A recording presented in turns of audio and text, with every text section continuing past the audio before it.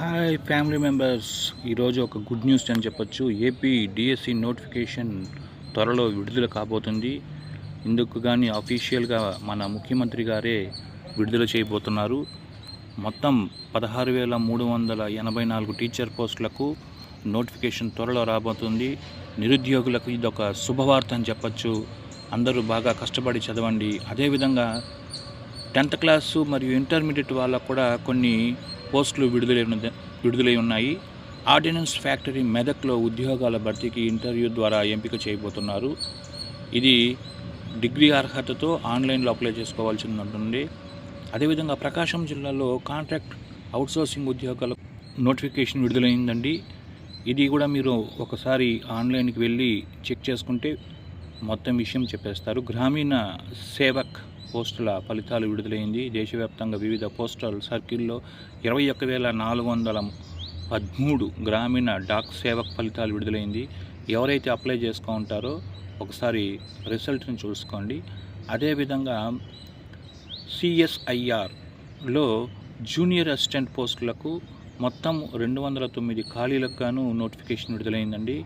ఇది intermediate 10th అర్హతతో ఈ యొక్క పోస్టులను ఫిలప్ చేస్తారు.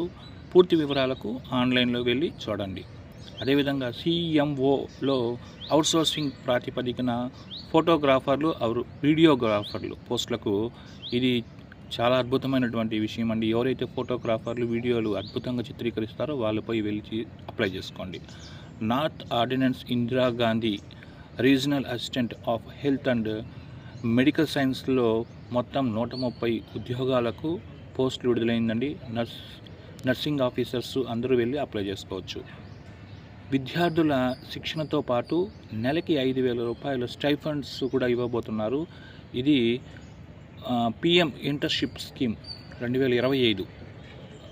ఇది స్కాలర్షిప్స్ చదువుకోవడానికి ఉపయోగపడుతుందండి. ఒకసారి వెళ్ళి అప్లై చేసుకోండి. అదేవిధంగా 100% రాయితీతో ₹50,000 రాజీవ్ యువ వికాస్ పథకము విడుదలైంది.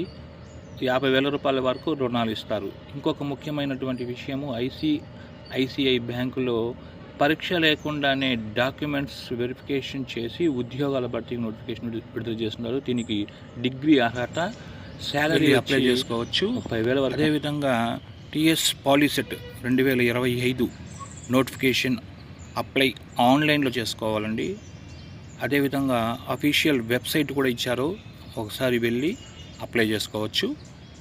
నెక్స్ట్, కేంద్రీయ విద్యాలయాల్లో